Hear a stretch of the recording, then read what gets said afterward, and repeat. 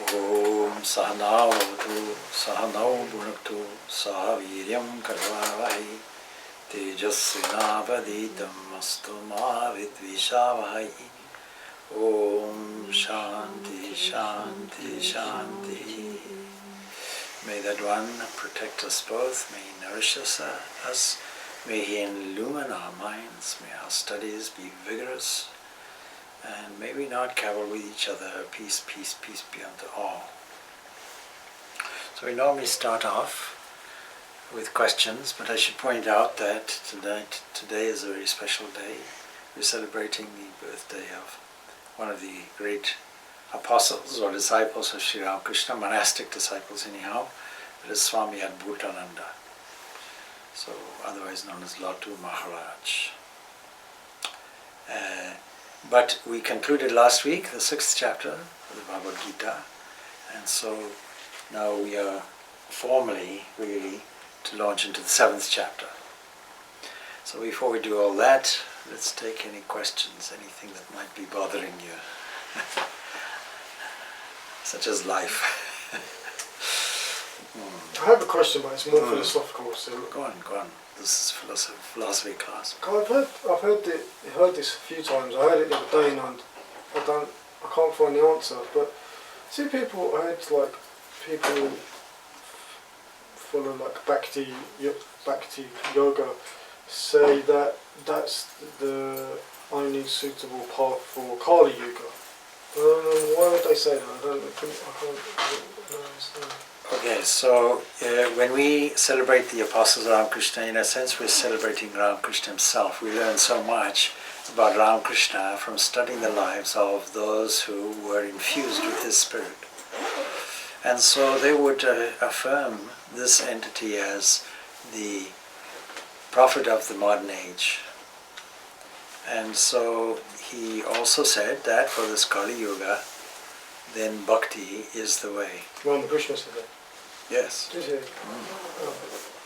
When you say the way, we don't say the only way. But what's it about doing Kali Yuga that Bhakti Yoga is a... Yes, okay, Sorry, okay. Probably better answer anyway. All right. So the idea is that that there's a degeneration of ages, is the traditional way of understanding the evolution of cosmology. And so, according to that understanding, that theory, we're in the Kali Yuga that began in 3102 BC. Find that in this day and age, a lot of people are busy. Work-life balance is a big issue. For that reason, even karma yoga in a sense is a difficult thing to do everything mindfully and to do everything with the awareness either of offering activities and their fruits Godwards, but in any event detaching from the activities is also difficult. Jnana yoga as a yoga is for dedicated people of keen intellect, a steady mind, steady practice, who are able to withdraw and practice continuously this path of discernment, analyzing the life into categories of permanent, impermanent, what is enduring, what is not enduring, what is useful, what is not useful, continuing like that. And so Bhakti Yoga is really the only formula that we have where we can take all our energies in the form of passion, in the form of attachment that we have to worldly things, and rechannel it into a beautiful bouquet of flowers and offer it Godwards. So the first 6 chapters are really, of the Bhagavad Gita, are really orientated toward the idea of the Prince of all, which has to be done before any practice. And then thereafter we find the practice. Practice of what? The activity that you find yourself in, you have to do it. But if it's disturbing your mind, how will you manage it? And so this is called Karma Yoga.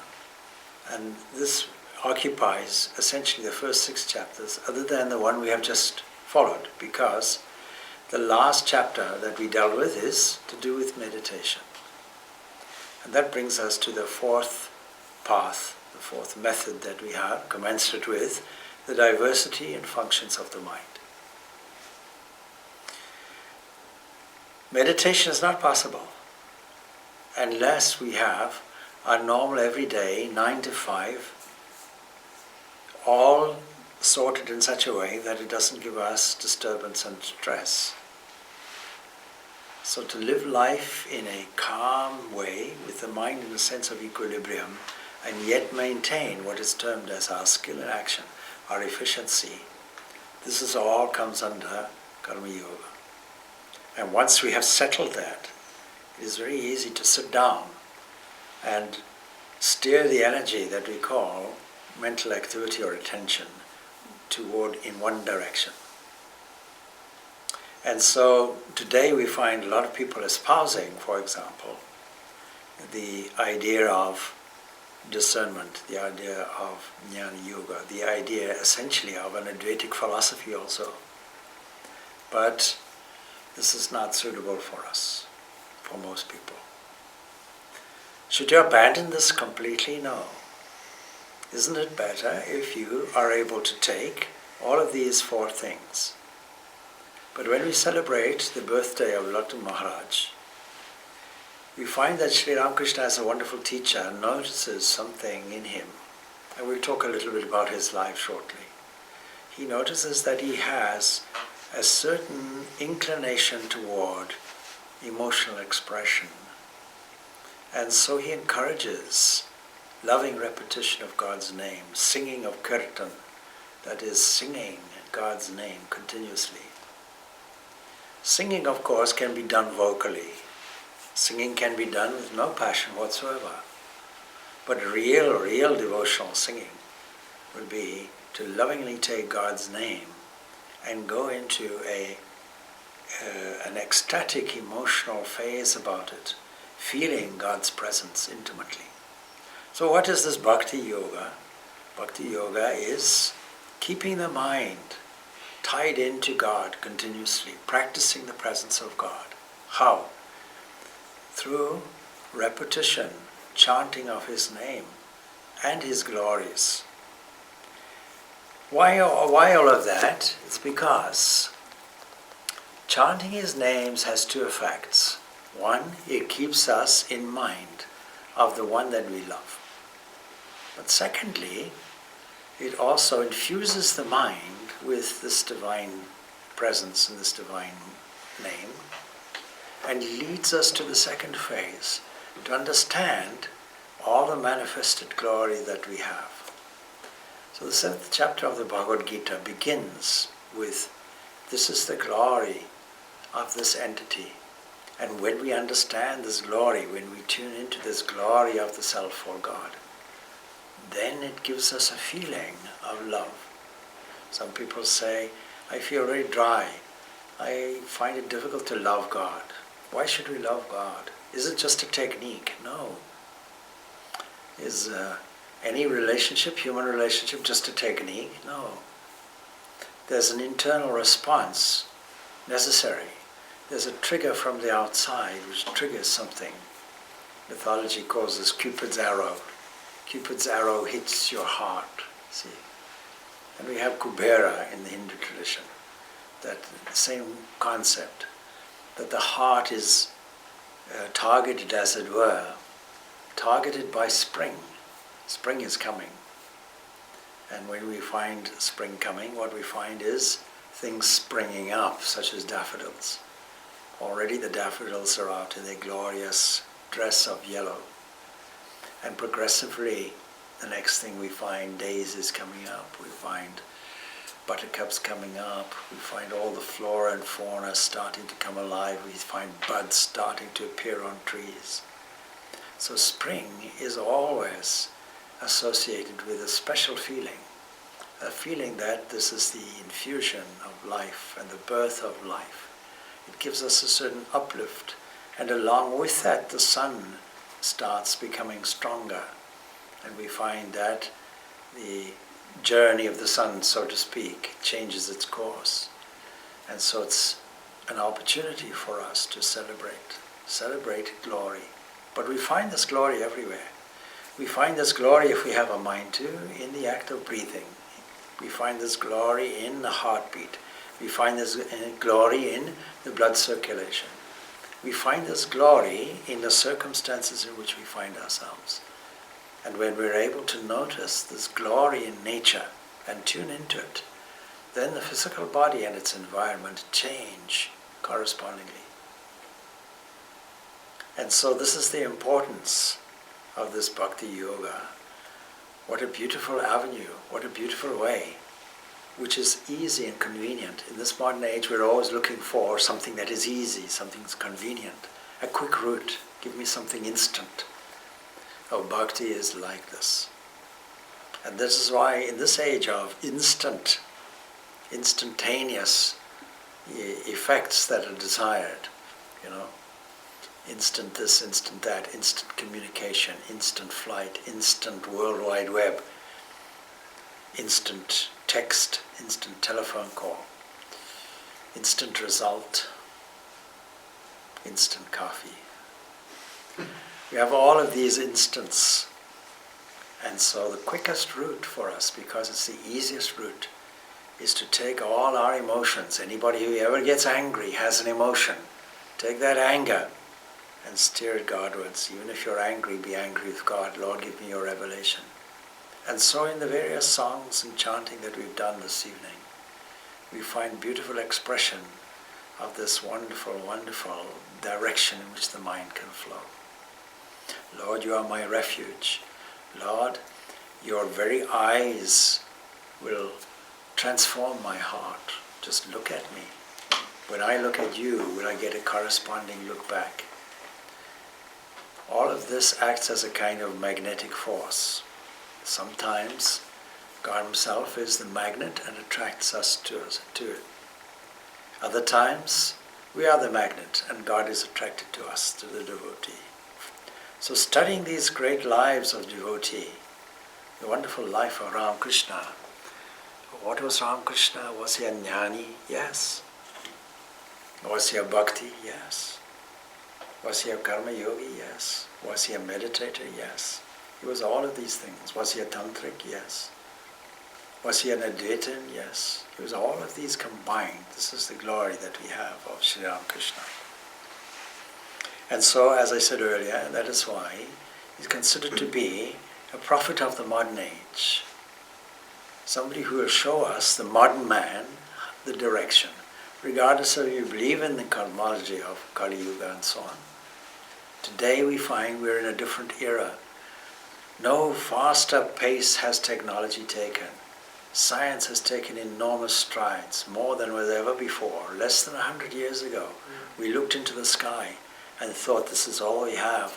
We thought this was our own Milky Way galaxy. And then we discovered this is one of something like 2 billion of these galaxies. Sorry, 2 trillion actually, 200 million.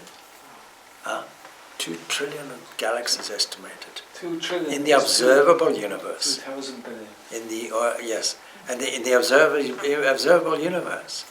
Observable universe means we can only see so far. So what are we seeing? We are only seeing the surface of this, what we call prakriti, nature's surface expression. And this is why it's important to study nature as a whole. But what do we mean by nature? By nature we mean, we can categorize this in 24 different ways. And we are only seeing the last few segments of it, the coarsest variety of it, where it certainly appears before our instrumentation. But the instrumentation, you see, is very limited. Earlier, just after lunch, I was discussing with the devotee the story that Ramakrishna gives, and sometimes people attribute it to Buddhism. Anyway, it's an old tale of those people who go to explore an elephant. Sometimes 4 people, sometimes 5 people. In any case, they're all blind. Blind means all of us. All of us are dimensionally deficient. Although we have eyes, ears, and so on, we do not have fine-tuned instrumentation that is able to catch the infrared or the ultraviolet, only the inference of it. Ultrasonic, supersonic sound, this is beyond our range. You find a dog can hear, with very fine-tuning, sounds that we can never catch with the human ear. So these are not standard instruments. And so automatically it imposes a limitation on us. And when this great, great existence that we call nature impinges on the senses, the outward senses that is, and the echo of it is on the inward senses, then that's what we understand is a very, very limited part of the infinite invisible which is present. So Bhakti Yoga is very, very important, very, very important. Now when we do the Enneagram and other processes such as this, we immediately categorize people into those who have more of an intellectual bent, or more of a feeling bent, or more of a hands-on willing bent. But we are careful to point out that everybody is operating in a sense of imbalance. Too much emphasis on this, too much emphasis on that, not enough emphasis on the opposite. And so, of course, if you allow worship and devotion of a single aspect of God to get out of control with no other balancing thing, with no reasoning, with no philosophy, and with no action, then of course we find in Vivekananda's language howling fanatics. On the other hand, if you have too much of this jnana, you have dry intellectualism. Oh Lord, please don't make me, Mother, don't make me a dry ascetic, was Ramakrishna's prayer. So the most significant example we have is Sri Ramakrishna. And that is why it's very interesting to study the lives of the apostles. I'm going to dwell on the life that we celebrate today, that is Swami Adbhutananda, whose picture is here. His life is remarkable. Swami Vivekananda said this is the miracle of Ramakrishna. So why is that? Because all the great disciples of Ramakrishna were all well-learned people. Those who went to the West, you can see they spoke the Vedanta philosophy to the Western audiences. Swami Purnananda, noted for his learning. Swami Adbhutananda, great scholar. Swami Sharananda, author of the great master Leela Prasanga, a great author and scholar, all well-educated. Well-educated, and even as students studying at college, they came and visited Sri Ramakrishna. But Latu Maharaj, our Swami Adbhutananda, had none of this. In fact, Sri Ramakrishna had some basic education, but Swami Adbhutananda had zero. So he was born in a very, very poor family in Bihar, and to make ends meet, as is today, families migrate from the rural area into the urban area to try and get some living, earn some living. It transpired that Latu was employed as a servant in a man called Ram Chandra's house. And he was very, very honest and very intelligent, and he worked very diligently, and it came to pass that he was introduced through Ram Chandra because he was a devotee of Ramakrishna. He met for the first time Ramakrishna. His life was transformed, and he was became so attached to the master. You know, this great learning and so on, all this philosophy and so on and so forth, I'm tempted to ask, when somebody asks a question, either from a material point of view or a highly philosophical question that is only on this intellectual level, to say, glory to you who are enlightened, because you can afford to use your time in these trivial ways. Because what is the real thing that we're looking for is love of God. Love of God is the only thing that we're looking for. And so, the 7th chapter appropriately begins the next series of chapters which are emphasizing this Bhakti Yoga, but of course going through all the great glories and manifestations, our job, of course, is to see how we can separate the manifested version from the manifester. To separate the building, if you like, of the cosmos from its architect. So, this is the life of Swami Adbhutananda, and I'll read some extracts from it. I'll divide it into a few sections. One section will be to do with his origins and childhood. And then there's a little background that the author gives. By the way, this is from God Lived With Him, collected by Swami Adbhutananda. And he's been very comprehensive because he's collected it from a number of different sources. And then, of course, the environment of Sri Ramakrishna, the training. After Ramakrishna's passing away, what happened? And then finally, of course, the mystic entity that we call Swami Adbhutananda, because he was truly a mystic, a very private man, not engaging actively in the social activities that Swami Vivekananda set up, but admired for his great, great saintliness and his direct experience of God, and also his innocent, childlike quality. So the chapter begins like this: the natural inclination of most mystics is to remain in undisturbed communion with God, unknown to the world, yet their lives can tell us more about God than can whole libraries on religion, philosophy, and theology. This is why it's very, very important to study the lives of these great, great saints and mystics that are present in every religion that we can think of. And it's true to say the vast majority are unknown to us. These are the silent, secret army of mystics who commune constantly with God in the privacy of their bedchamber or in the privacy of their small private place that they use, whether it's a hermitage or a cave or whatever their dwelling is. You see, if you have the company of God, nothing else is necessary. That's the only thing that's sufficient. They do not preach religion. Sometimes they teach through silence, and sometimes through only a few words.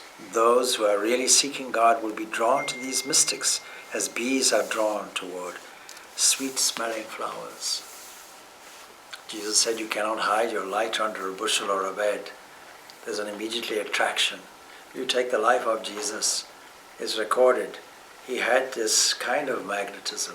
2 instances are there as evidence of this. And yet, where did he like to spend his time? Pray to your Father in secret, he said. He liked to go up the mountain. He liked to go away from the crowds. But his mission was to spread this good news of the kingdom of God within you. So silence is a very, very powerful thing. We have the opportunity for this silence, and just to remind you, Sri Ramakrishna's formula is very simple, 4-fold formula. The necessity to keep holy company. This is why you come here. It was said that, and inferred, don't worry about coming on Tuesdays. If you happen not to come, then you can sit and relax with a cup of tea or coffee and watch the YouTube. That you can do with anybody and with anything. So many YouTube presentations are available. But no, it's the holy company. Seeking holy company, sitting with holy company. And if you happen to have a competent teacher, there's no holier company than that. You see, if you have a competent teacher, what's called a guru, then every move is registered. Every move is sought. Can I do this? Can I do that? Supposing you decide that your spiritual life requires you to go on pilgrimage somewhere, should you not ask your guru, is this an appropriate thing for me? You should. Because what you'll find, of course, you can find out for yourself that you won't get the same satisfaction. So Sri Ramakrishna used to say you can go to Benares, but if you have no love of God can be cultivated here. Imagine now being in the environment of Dakshinaswar, living in Calcutta, and deciding that you want to seek God. So what you do is you go to Varanasi or Rome or Lourdes or wherever. What a funny thing. There the Lord of the universe is sitting there, and you decide that you'll go and look elsewhere. Or you may go to a place and sit down, and then it may occur to you, well, I wish I was sitting in Dublin. I spent all this money for a ticket to go to India or somewhere else. And actually, I lost the treasure whether it was here. Holy company is extremely important.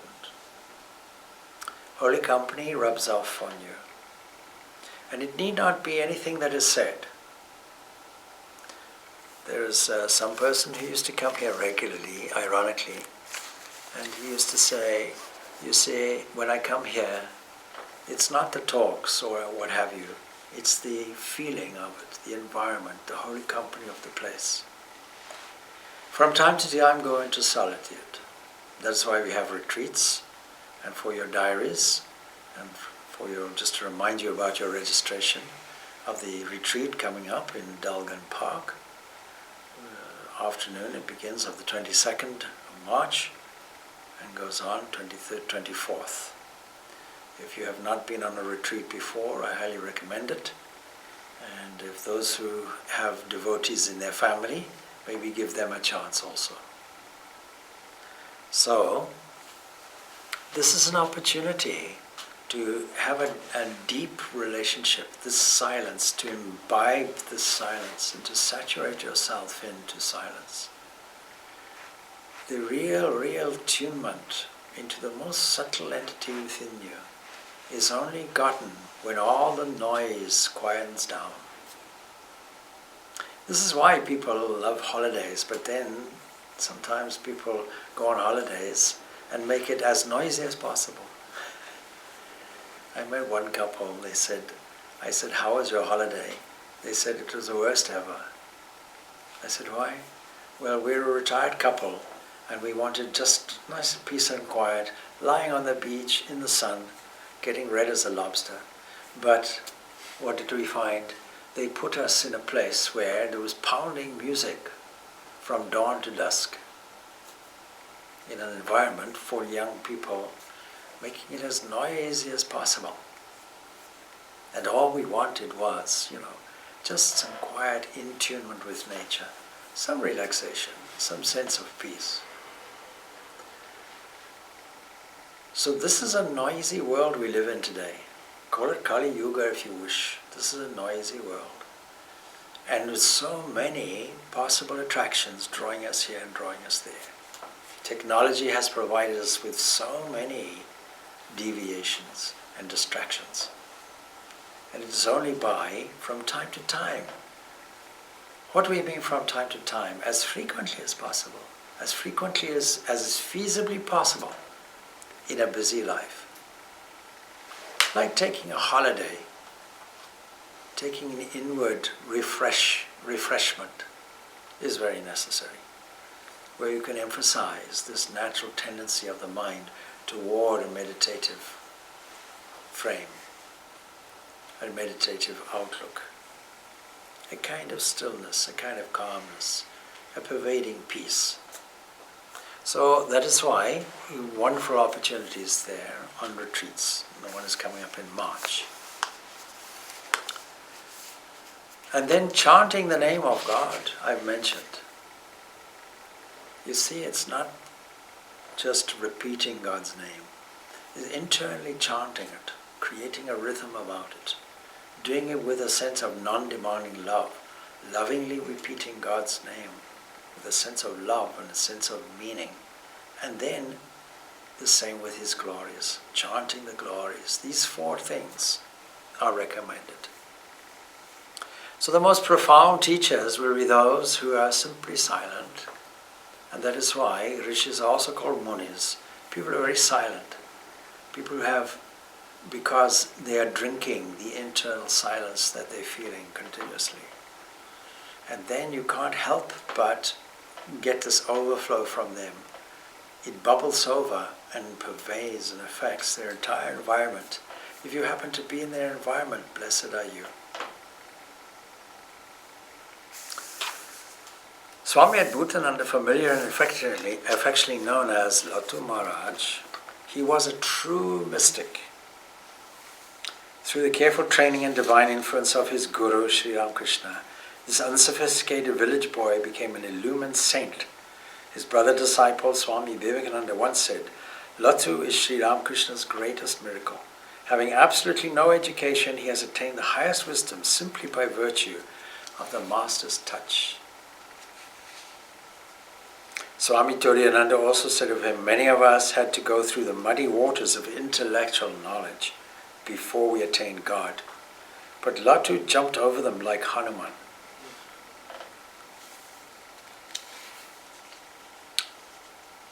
Latu's lack of formal education made him unique among Sri Ramakrishna's direct disciples, perhaps because his mind was uncluttered by intellectualism and not trained to doubt. He absorbed the instructions of his guru with unquestioning simplicity. Once you accept the guru, then accept everything about that entity. Draw on the guru for your inspiration. Draw on the guru for your advice in all things. And the guru's instruction carry out to the letter. This is something he did. Once Latu Maharaj was telling Sri Ramakrishna in all honesty about passing a shop that sold alcohol. And Ramakrishna had already warned him against wine, lust and gold. And Ramakrishna, with his warning, Latu Maharaj took it so much to heart. So it was said, you know, Latu Maharaj, when he comes to visit you, he takes a circuitous route. He goes 8 miles out of his way. Why is that? This is because he avoids the very street where that wine is sold. Ramakrishna heard about that and he said, you need not avoid the street. Even going past it is fine. Just don't go into it.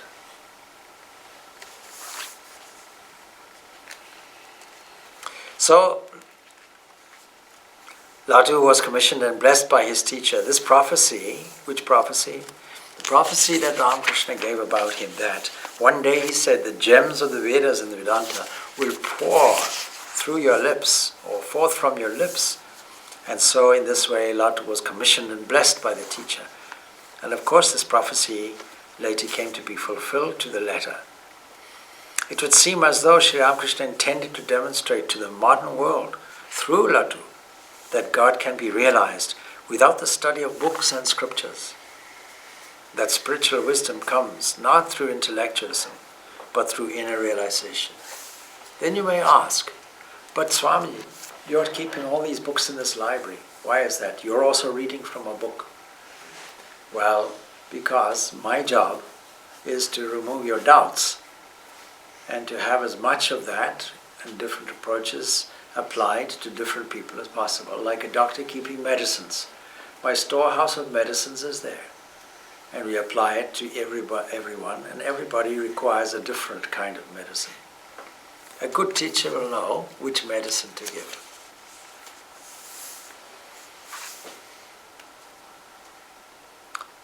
As we mentioned before, the natural tendency of mystics is to remain hidden, unseen and unheard. The spiritual traditions of the world show us that God loves to play and manifest himself through these saints.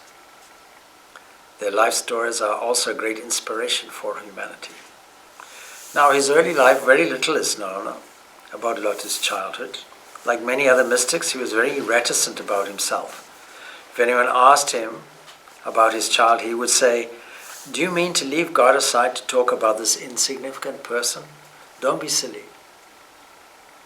This would be followed by a stern silence, and the subject would be abandoned.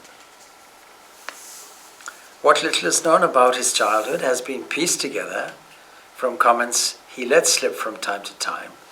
So we know he was born in the northeast India, the Chapra district of Bihar. He grew up in a village. His name was Rakturam.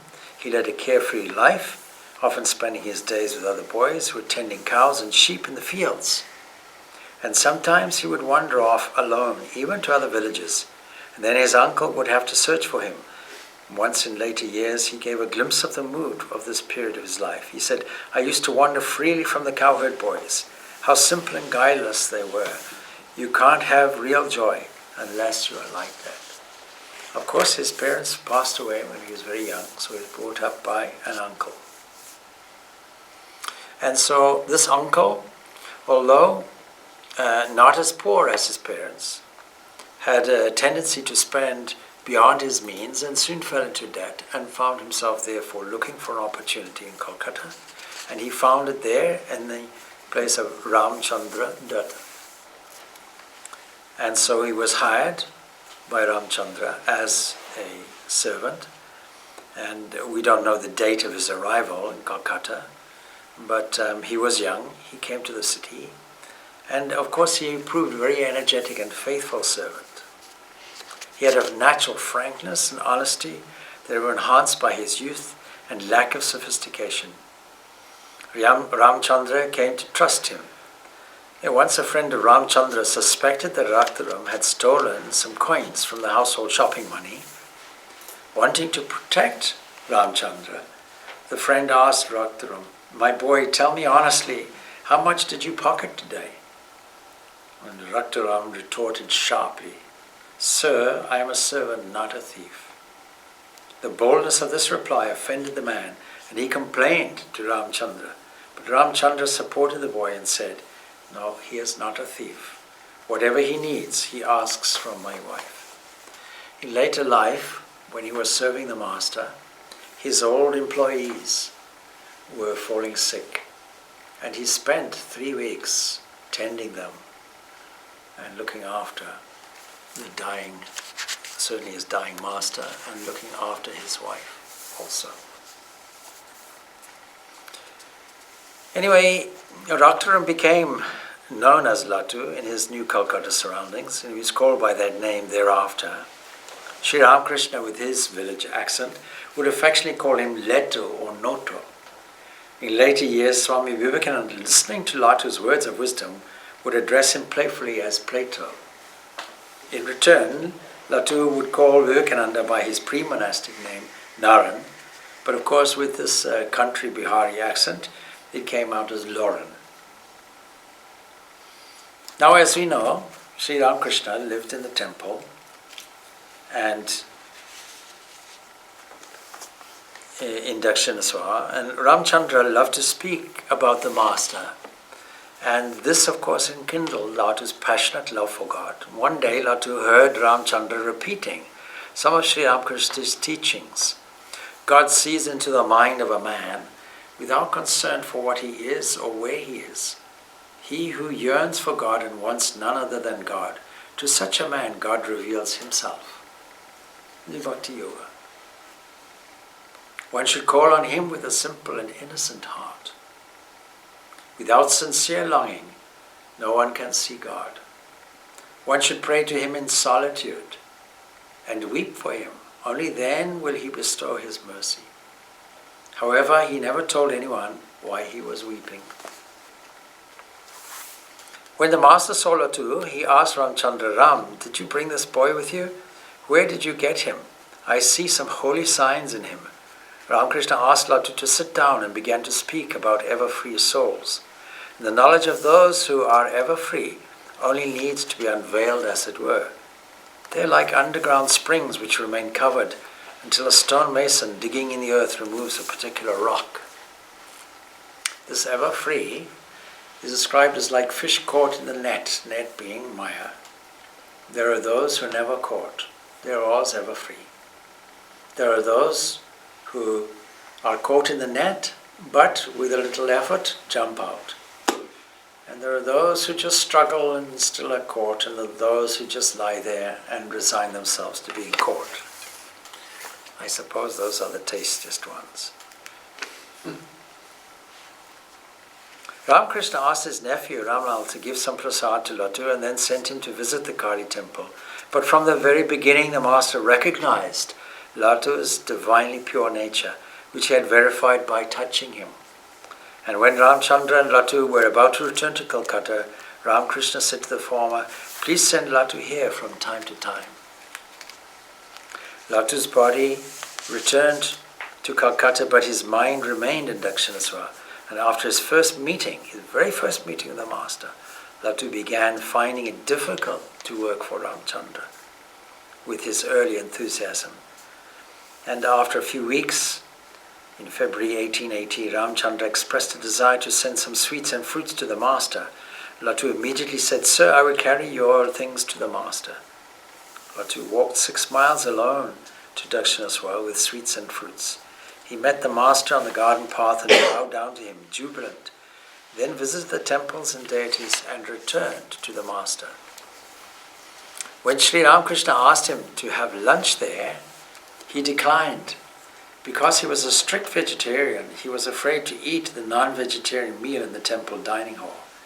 The master informed him that vegetarian prasad was available from the Vishnu temple and the prasad is always pure. However, Latu expressed a desire to eat the master's own prasad. Ramakrishna smiled and told Ramal, "Look, this boy is so smart that he wants food from my share." And when Ramakrishna had his lunch, he gave some food to Latu from his own plate. Latu stayed at Dakshinaswar the whole day and listened to the talks of the master with other devotees. And in the evening, when he was about to return to Calcutta, the master said, "Don't go on foot. Take some coins from here and get a seat in a boat or carriage."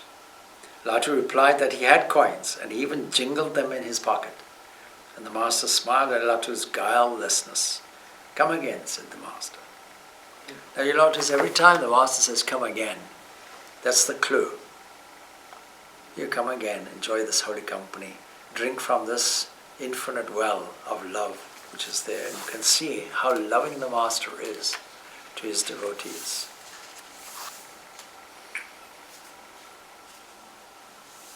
Now, of course, the master had to go away for 8 long months, and this Latu Maharaj was really very grieved at this. He wanted to be with the master all the time. But he returned, and one day Ramchandra again sent Latu to the temple garden with some fruits and sweets. It was evening, and Ramakrishna asked Latu to stay the night. After supper, at the master's request, Latu began to massage his feet. Kedarnath Chatterjee, a devotee who was there at the time, recalled the following conversation. Sri Ramakrishna asked Latu, "Do you feel sleepy?" Latu, "No, sir." "Are you afraid of anything?" "No, sir." "Is your mind upset?" "No, sir." "Are you sure you aren't sleepy?" "No, sir." "Then why are your eyes like that?" "I don't know." After a while, Latu began to weep. Ramakrishna asked, "Why are you weeping? What has happened to you? Tell me." Then returning to Kedarnath, he said, "Look at this boy. He is weeping and won't tell me anything." Kedarnath said, "It is your place, sir. You have transmitted spiritual power to him, and he is in an ecstatic mood." Anyway, Latu stayed there at Dakshinaswar for 3 days, and on the 3rd day the master told him, "Your employer, Ram, is getting worried." And then Latu said, "My master won't be angry with me if I stay. He has already hired another servant who does all the work." To cut a long story short, he persuaded, Ramchandra was persuaded, let him stay with Ramakrishna and attend to him. So he was with Ramakrishna in Dakshinaswar, and the master once said to Latu, "Be careful about wine, about lust and gold." This is the episode I mentioned earlier. These things are obstacles that create doubts about God. A person who meditates after taking intoxicants and a yogi who is attached to women are both hypocrites and only deceive themselves. Latu himself said later, "One day I was going from Dakshinaswar to Ram Babu's house in Calcutta, and there was a wine shop at the Kashipur Road junction, and when I passed that place my mind became restless, although I didn't know why. When I returned to Dakshinaswar, I told the master about it, and he said, The odor of the wine causes restlessness in your mind. Avoid it from now on. Latu followed the master's instructions literally. And one day Ramchandra spoke to the master about it. Sir, what have you asked Latu to do? In order to follow your advice, he walks 8 miles to Calcutta. The normal distance is 4. He doubled it. By some roundabout route. The master said, I don't remember telling Latu to do such a thing. You asked him to avoid the smell of wine, said Ramchandra. As a result, not only will he not go near a shop where it is sold, he will not even walk down a street where such a shop is located. He takes some other route. Ramakrishna then told Letu, I asked you not to smell wine. I didn't forbid you to walk down the street where it was sold. It won't hurt you to pass near the shop. Remember this, and no intoxicant will be able to disturb you. Taking this master's words literally was the real catalyst in Latu's life. We'll advance the story a little. In the middle of 1885, Ramakrishna's throat became sore. This was the first indication of cancer. To conveniently treat him, the devotees moved Ramakrishna from Dakshinaswar to Shampukha in North Calcutta. Latu was his personal attendant, so he went with him. Between his duties, Latu continued his spiritual disciplines and quite often experienced ecstasy. Dr. Sarkar, an eminent scientist, was the master's physician. He believed spiritual ecstasy to be a kind of nervous debility. On 25th October 1885, Narendra sang a few devotional songs to the master when Dr. Sarkar was present, and M later recorded, a strange transformation came over the devotees. They all became mad, as it were, not with divine ecstasy, and the younger Naran and Latu went into deep samadhi. The atmosphere of the room became electric. Everyone felt the presence of God. And the master said, you have just noticed the effect of divine ecstasy. What does your science say about that? Do you think it a mere hoax? The doctor, I must say that this is all natural. When so many people have experienced it, it cannot be a hoax. Now, on the master's passing away, he went on pilgrimage to Vrindavan. He went as an accompaniment with the Holy Mother. And then, of course, he came to Baranagore Monastery and spent some time there. He had days of a tremendous austerity. A monk does not respect another monk if he lacks spirituality, is an extract from this. And from the following stories by Swami Purnananda, it is clear that he had great regard for Latu Maharaj. Many of the brother monks, he said, were leaving the monastery in Baranagore to practice austerity.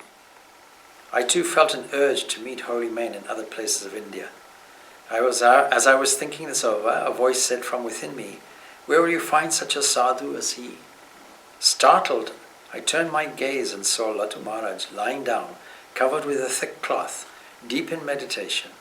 Immediately the thought came, where indeed will I find a sadhu like him? The very same moment Latu Maharaj spoke out, where will you go? It is better to engage yourself in tapasya here. That time I stayed at the monastery.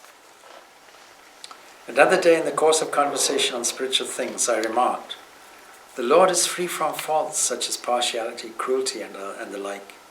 Latu Maharaj did not say anything then, but after the gentleman to whom I was talking had gone, he said, what a statement you made. You mean that the Lord is like a little child and you, like a mother, have to go to his defense? I tried to vindicate myself and said, if he did whatever came to his mind, he would be a capricious despot.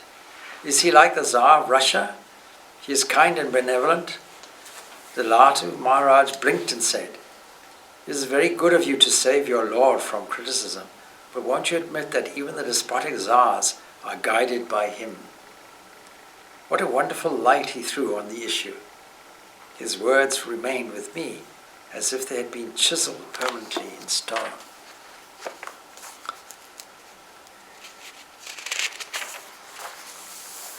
So he had many days of austerity. We'll try to be as brief as possible in describing. Of course, he was very much loved and cherished by his brother monks. On 1st of May 1897, of course, Vivekananda established the Ramakrishna mission at Balaram's residence in Calcutta. And Latu Maharaj was present at that meeting, and he recalled, Brother Yogin told Swamiji, holding meetings, delivering lectures, philanthropic activities, these are Western ideas that only lead to development of the ego. Did the Master teach us these things? Swamiji grew very serious and said, how do you know that these are not the Master's ideas? Infinite are his ideas. Do you want to limit him within the bounds of your narrow intellect? I will not allow that. I will break down any limitations and broadcast his liberal ideas to the world. He never asked me to preach the worship of his photograph. Meditation, prayer, realizing his high, noble, life-giving ideals in our own lives, and also transmitting these ideas to the wide world are what he taught us. Latu Maharaj was a contemplative, not an active person. And so one day he asked Swamiji humbly, Brother, why have you started all these activities? Won't these interfere with our meditation and prayer? Swamiji smiled at him and said, how would you understand why I am introducing all this work? You are a dumbbell. This is the way they speak to each other as brothers. At the sight of Ka, you shed tears like Prahlada. That's Prahlada, of course, a devotee of Krishna. And Prahlada remembered Lord Krishna at the sound of the first letter of his name, Ka. You are all devotees. What do you understand of this?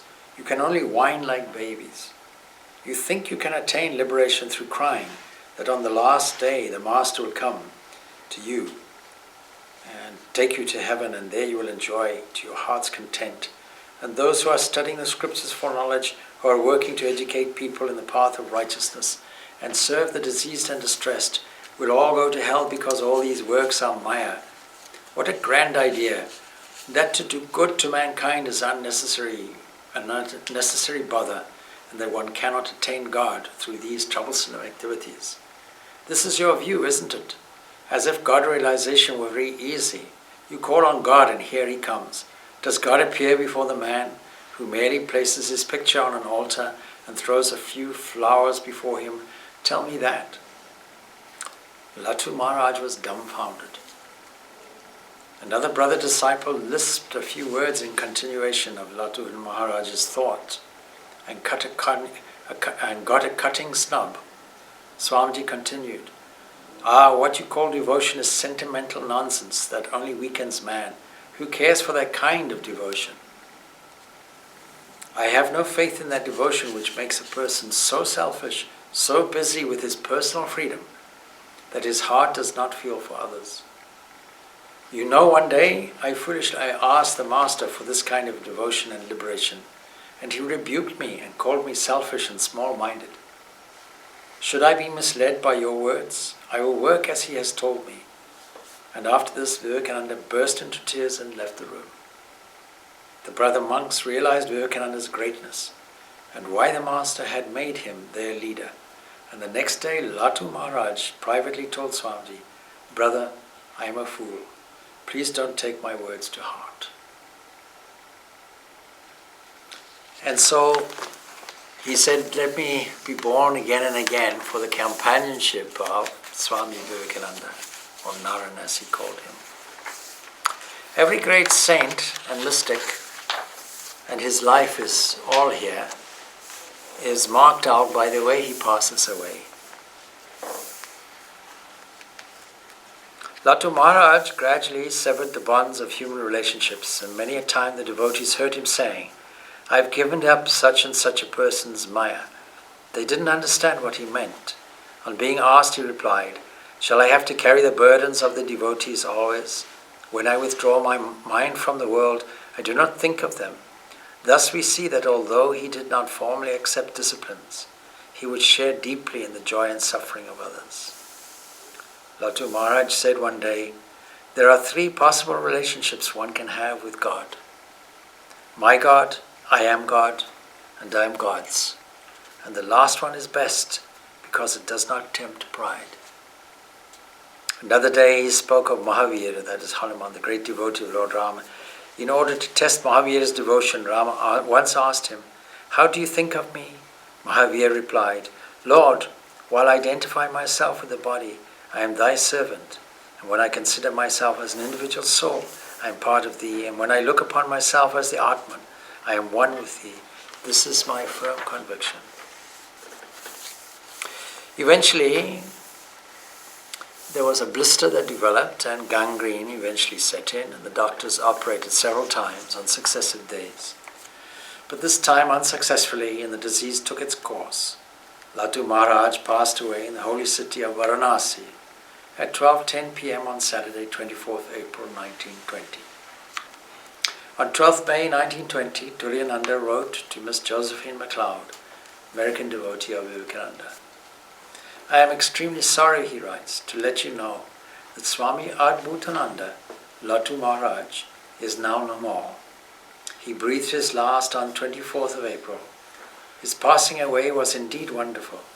He entered a meditative state from the first moment he fell ill, and remained absorbed in that state until he gave up the body. He had developed a small blister on his right ankle that developed into gangrene, and all the best medical help was requisitioned, but to no avail, and in 10 days he expired. He showed no signs of pain during this illness, but the wonder of all wonders was that after his death, when his body was placed in a sitting position to conform with some of the funeral rites, we found him looking so beautiful, so serene, so full of peace and bliss. His face beamed with light and an intelligence unspeakable, as if we were taking leave from his friends for the last time, with an exhortation of affectionate benediction. Really, it was a sight for the gods to see. We chanted the name of the Lord for 3 hours, and then took his body, decorated with flowers and garlands and sandal paste, in procession to the Ganges, that side, and carried it to Manikarnika by boat, to be immersed in the holy water of the Mother Ganga after due performance of the last rites necessary for the occasion. Latu Maharaj entered into eternal peace, and another son of Sri Ramakrishna joins him, making us feel poorer for this irreparable loss. Indeed, we have lost a spiritual giant in the person of Latu Maharaj, whose illiteracy and unsophisticated life helped him most to become what he was, a genuine and ardent devotee of Sri Ramakrishna. At the threshold of Latu's spiritual life, the Master had said to him, "Here God alone exists, do not forget this." "How can I forget someone who loves me so much?" answered Latu. He did not forget. Throughout his life, his mind was filled with the thoughts of Sri Ramakrishna, and he would sometimes reveal to others the substance of these thoughts. Latu Maharaj completely fulfilled the name Adbhutananda, that is, one who enjoys the wonderful bliss of Brahman. So, if you happen to get this book, God Lived With Him, you'll see not only his life, but all the lives of the apostles of Ramakrishna. And of course, his teachings, each one has his own flavor of teachings. I'll mention a few of them. The folly, he says. Can one force the non-dualist attitude on one's mind? It is a slow growth. The Master used to say, when the fruit grows big, the flower drops off itself. Just imagine what true non-dualism means. The Master could not walk on grassy plots. Such becomes a self-identification with all things when one realizes the Atman Brahman. But one must keep sharpened one's power of discrimination between the real and the unreal, certainly. Between the one and the many, from the very beginning of one's spiritual practice.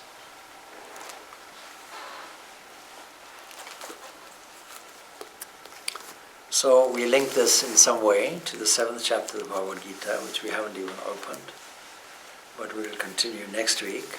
And next week we'll continue with 7th chapter of the Bhagavad Gita and explore this very profound subjects and of Bhakti Yoga, not only the profound subject of it, but the fact that it is the most suitable because it's the easiest. Now Kali Yuga began 3102 BC, but you see, it's emphasized in Bhagavad Gita. And 3102 BC, this is when Sri Krishna was supposed to have passed away and Kali Yuga commenced. But even prior to that, he's talking about preparation for Kali Yuga and saying how it is the easiest path, this love of God, because no renunciation, forced renunciation has to take place. We don't have to push anything down. We don't have to reject anything. All we have to do is take our attention and all our energy is normally distributed in so many emotions all over the place and directed to one entity, that form of God that we love the most. So with those few words, Jai Shri Guru Maharaj ki Jai, Jai Mahamai ki Jai, Jai Swamiji Maharaj ki Jai, and Jai Swami Adbhutananda ki Jai. Om Shanti Shanti Shanti, peace, peace, peace be unto all.